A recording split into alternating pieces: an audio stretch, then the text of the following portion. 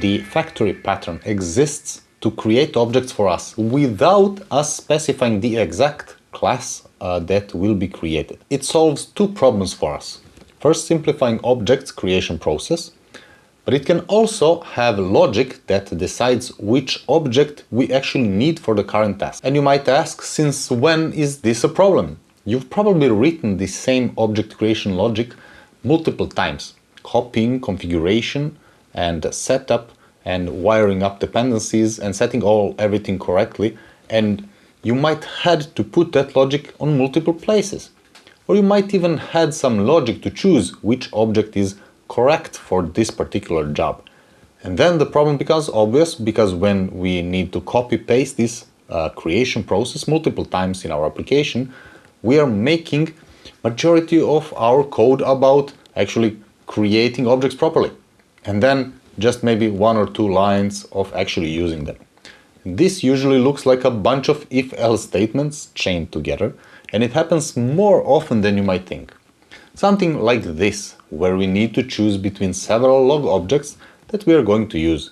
This is our candidate. Or something like this, where we might need to calculate shipping and create a shipping object that takes 5 to 10 parameters maybe. And when we need to use this logic in several places in our application, it's easy to see how it becomes a very easy to make a mistake.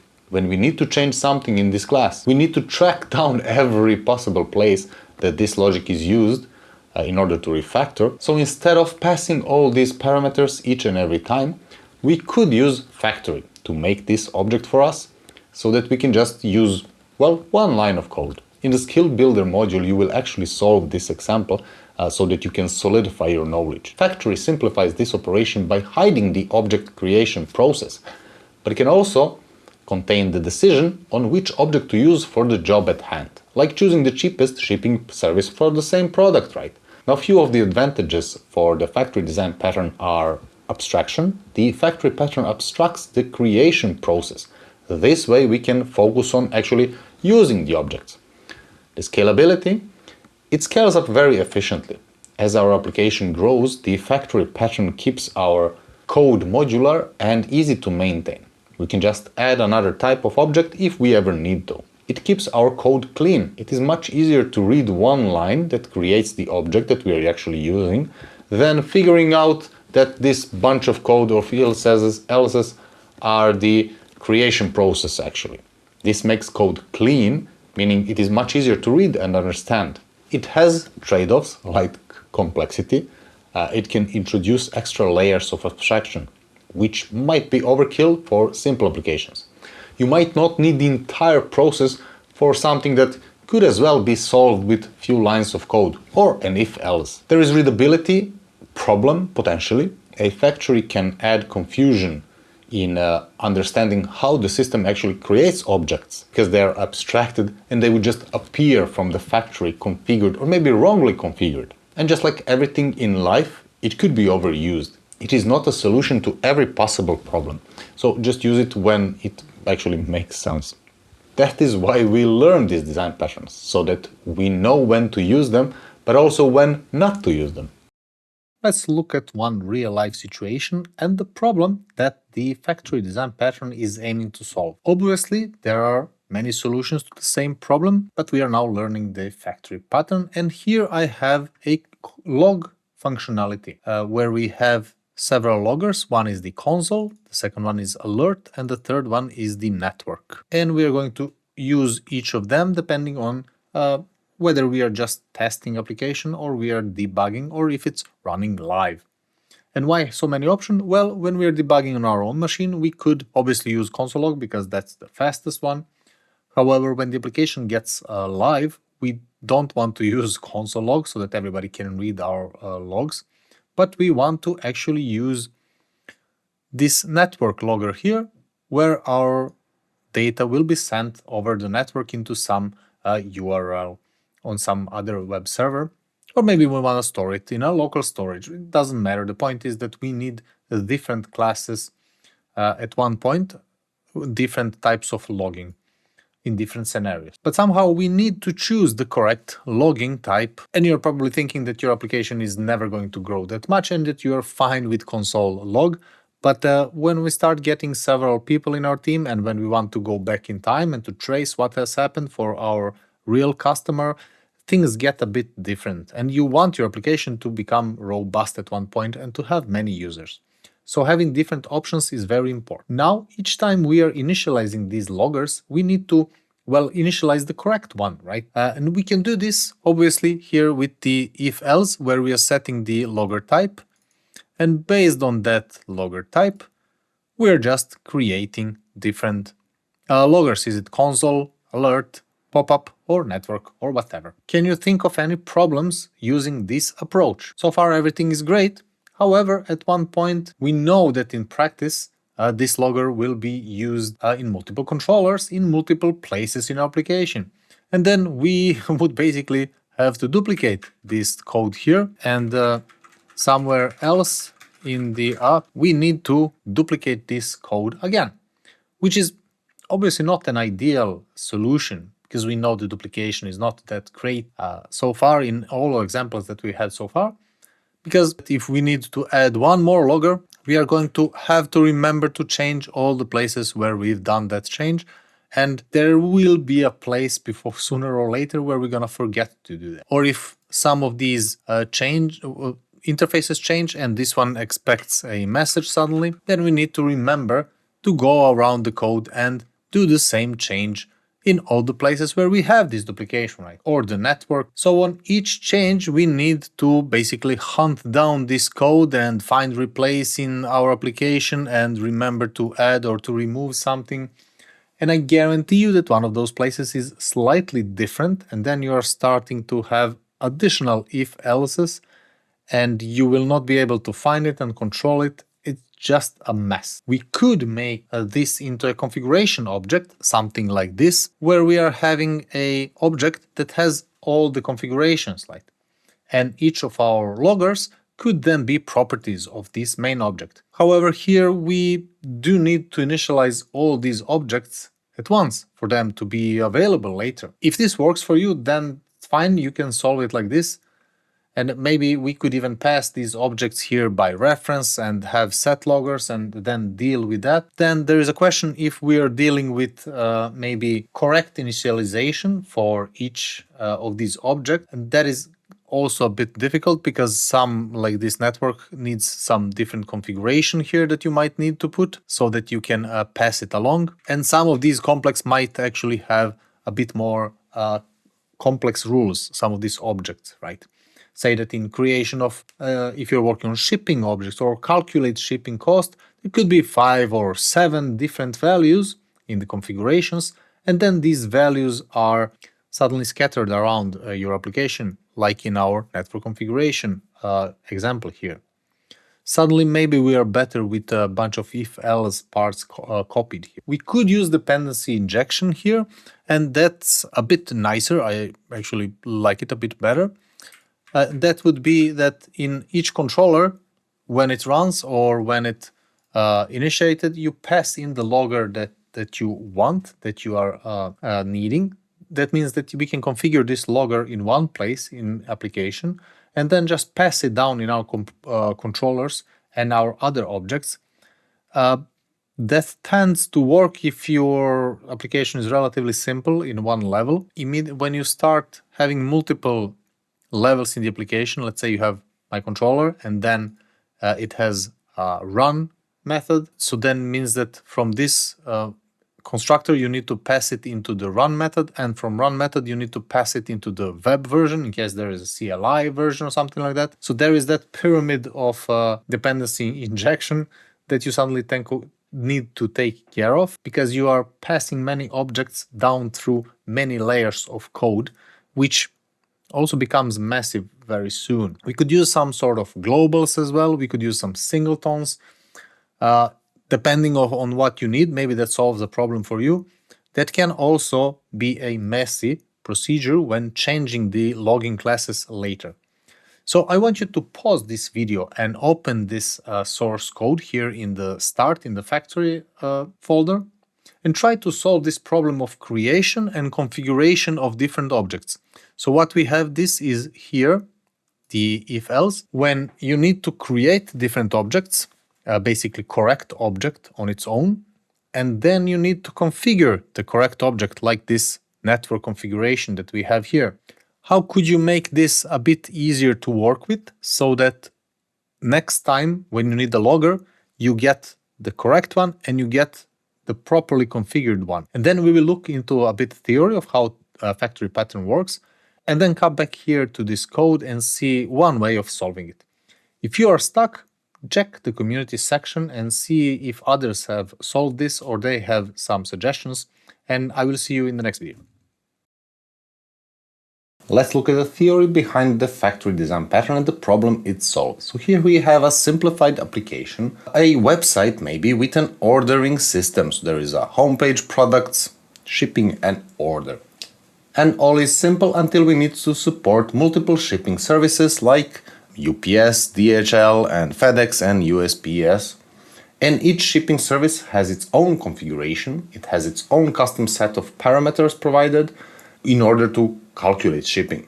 Some products could even be cheaper to ship with one service like UPS, and some products could be more expensive depending on their size or weight, or sometimes a customer wants faster shipping, which is possible with only DHL shipping. So we need to have this creation and configuration and maybe even a decision process of which service are we going to use, and that code needs to live somewhere, right?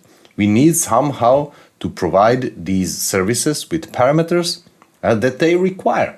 And that is easy. We just place one big if-else here, maybe a switch, and all is good. But what happens in real life is that often the exact same code needs to be copied multiple places in our application. Say on the product page, and on the invoice page, and on the customer order history page, so on my page maybe. We need this code that configures and prepares and makes the proper shipping service for us, and this is the duplication that becomes a mess to maintain, because we know the duplication of code is difficult, because each time we change any of these parameters that maybe works with these classes, we have to remember to change that multiple places. And no one actually manages to do that in real life. So billions of money are spent on programmers hunting duplicated code and fixing the annoying bugs which shouldn't have been there in the first place. All that could have been easily avoided if programmers would know how to use the right design pattern in the right place. But this is where we have factory pattern. What we do is we outsource this problem and this code to a separate entity that has one and only one job to create appropriate class for us. And that is the shipping factory. Now in our application, we just ask the factory to create the appropriate method based on what the user has selected, or maybe some other parameters like product weight or product size that are outside of some specifications for a specific shipping provider. Then we get the proper shipping method, the proper shipping object, that is properly configured and it's ready to go. And some of these third-party objects require a heavy setup, and all that setup would be moved to the factory as well. And we also do not have duplication of code, as we have only one place that is calling this factory. So if we call it from home, product, shipping, order, it doesn't matter, we just say, well, create me a shipping, and the factory will do that for us. And if we remove some of the shipping methods, or maybe add a new one, that's very easy to do here, because the factory will handle that for us. There is only one place where we need to do that, because all logic is handled in this factory and we can change it easily and everything will work just fine. So we are adhering to a single responsibility principle, meaning that these controllers in our main application here and the factory have only one reason to change, and they should just adhere to the same interfaces and they should work fine. Now this is maybe the good place to note that all these objects here must adhere to the same interface. And I will mention interfaces later, but this means that all these objects here need to have the exact same methods exposed so that our application can work with each and any one of them at any given time, right? It will not work if we suddenly start combining the user method and security method and validation and whatnot with the shipping factory, right? That's kind of obvious, but it's important to master that principle or that concept, that all these need to adhere to the same interface, and we'll look at interfaces later. And you could maybe look out on the interfaces yourself, what they mean. They basically mean that when you say shipping.ship, each and every object of these that are created by this factory should have that method.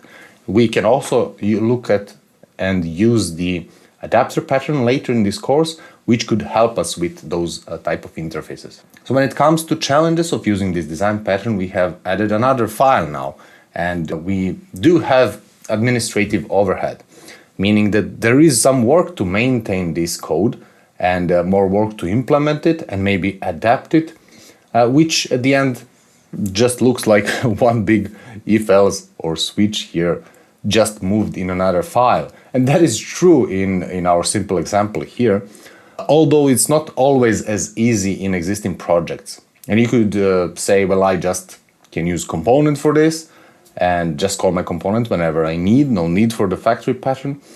You would also be correct, but maybe wrong at the same time. It's important to remember that not absolutely all situations that sound like this are to be solved with either plain code, and also not all situations could be solved with components or with design patterns. My point is to learn many different tools that we can apply based on the situation at hand. Because if all we can use a hammer, every problem looks like a nail to us. The same goes if we only know vanilla JavaScript or only components or anything else in life. So we need to be able to weigh in all the benefits and challenges one tool might have. And that's why it's very important that you practice the factory in the skill builder module to really master it. So let's solve our problem of creating the correct and properly configured logged object using the factory pattern. And the simplest solution would be to just wrap this if-else here within a class, maybe a function, and maybe we can change it to switch if you want. For the sake of time, I will just keep it as if-else. So I'm just going to create one new class here named logger factory. And I will make one method called createLogger, and I'm going to move all these if-elses inside that function. It's actually a property function. Now our logger factory would most likely live in its own file, and we could use module pattern definitely here from the first lesson to separate concerns, to separate this in a different file. For the sake of tutorial, I will just keep it visible here so that we can follow along the code. Well, actually, we need this network configuration right here where this logger is. And then we are going to return this logger here at the end, the one correctly created and configured. This logger type here, we can keep it as is. But now we are going to create a new logger. Let's fix this let logger. And from here, we are going to say that this is a logger will equal new logger factory dot create logger here. If we would to run this file in the console, we can still see that there is a log message here in the console, right? If we would now go back to the file here and change this console to, let's say, a alert, this logger type to alert, now we will get the alert actually here and not the console log, because that's the logger that we've created. So now that we have a factory here, it is making the objects for us, the correct object based on the input file here, and B, it is also configuring our objects for us, like this network logger here with the network configuration. So if I would to call this to be network here, we can see that this is now sending over network, which means that it's both created and it's also configured for us here. And yes, we could complicate this even further by saying that we need a factory that will create a configuration object for the network and whatnot. But being smart is knowing that you can use factory, and being wise is knowing where to stop. So unless you need to complicate your life more than necessary, do not use something just because you know about it. Still make it as simple as possible. We are learning about design patterns here, how they look, how they work, and it is up to each of us to decide whether you really need it in your application and if you would benefit from it. But let's see how this works quickly.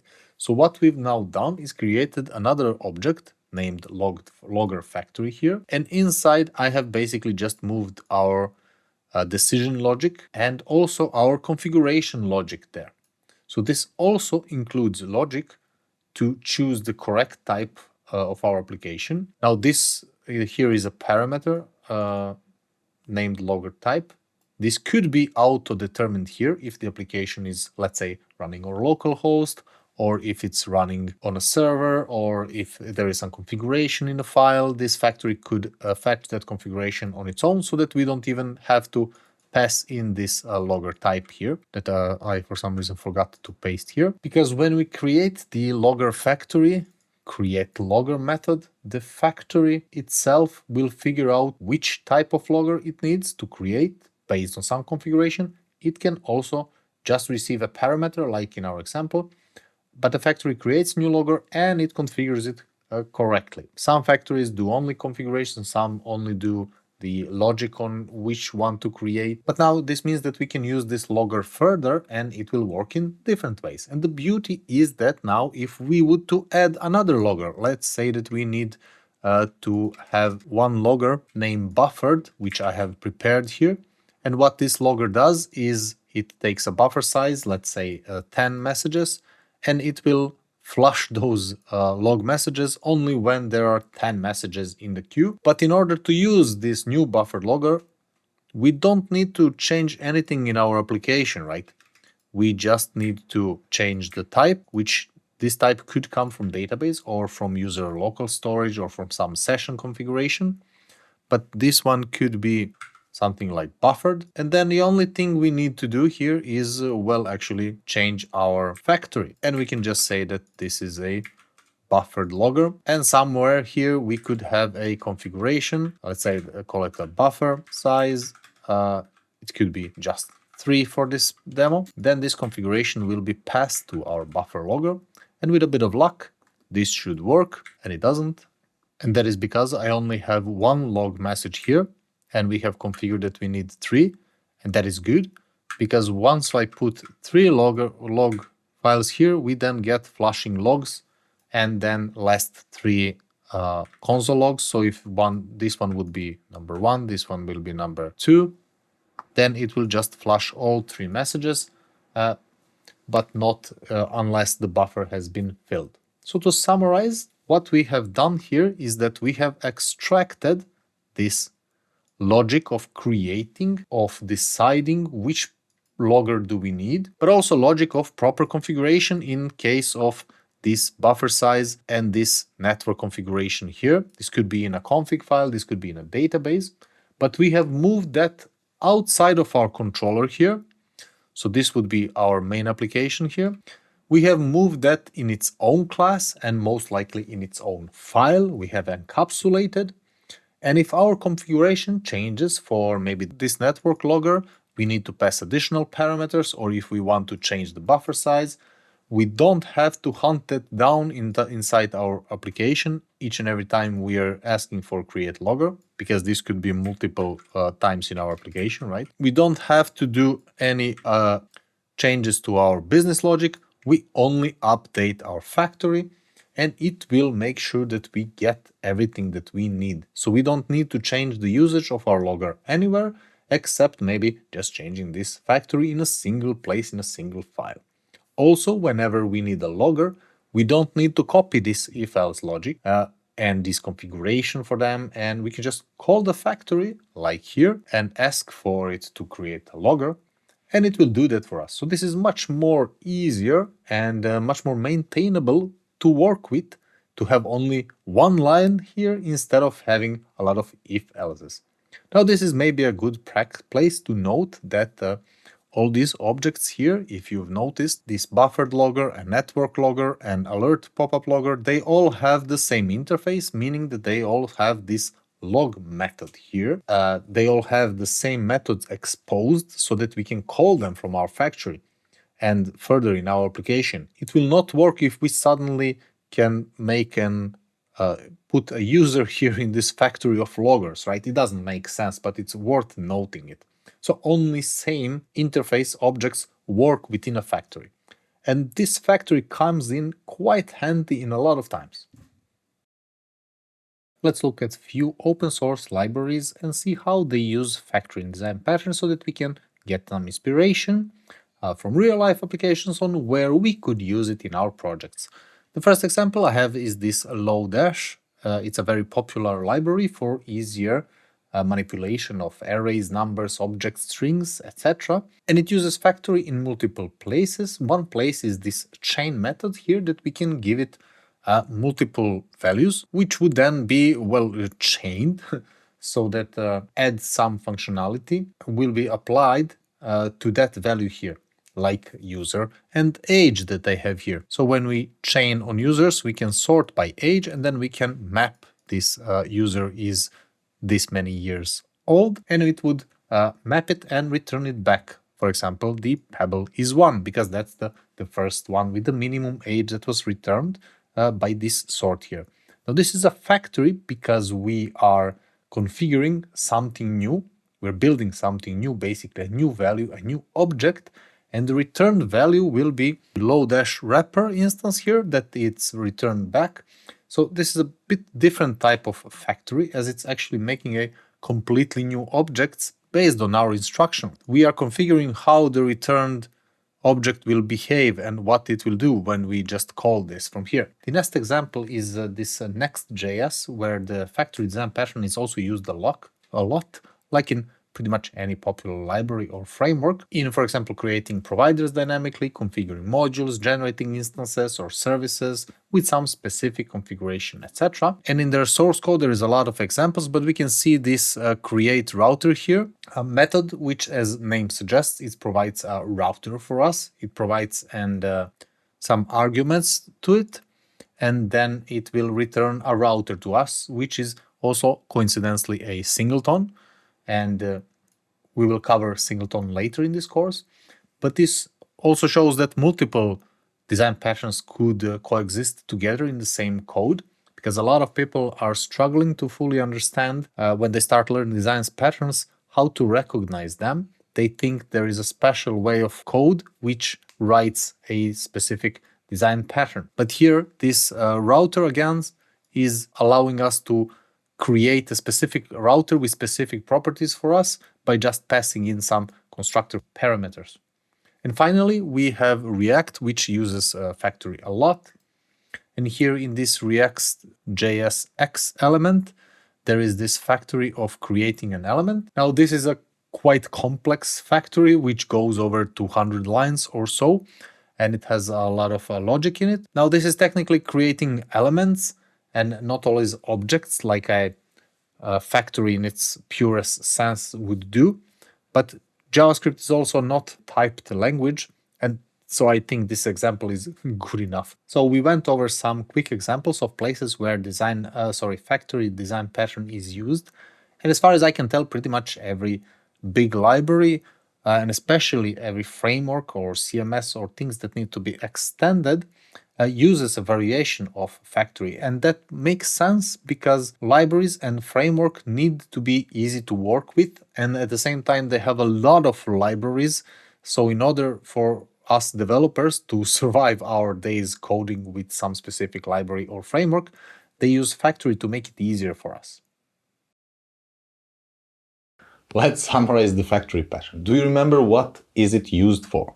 Factory pattern is used to factorize or create objects, maybe even functions, and in its variations.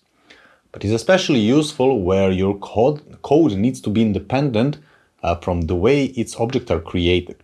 So besides creating objects, there is one more use case that we talked. Do you remember what it is? It can create projects, but it can also decide which object to create. So you can have instructions on how to create some objects, like passing the required configuration, etc.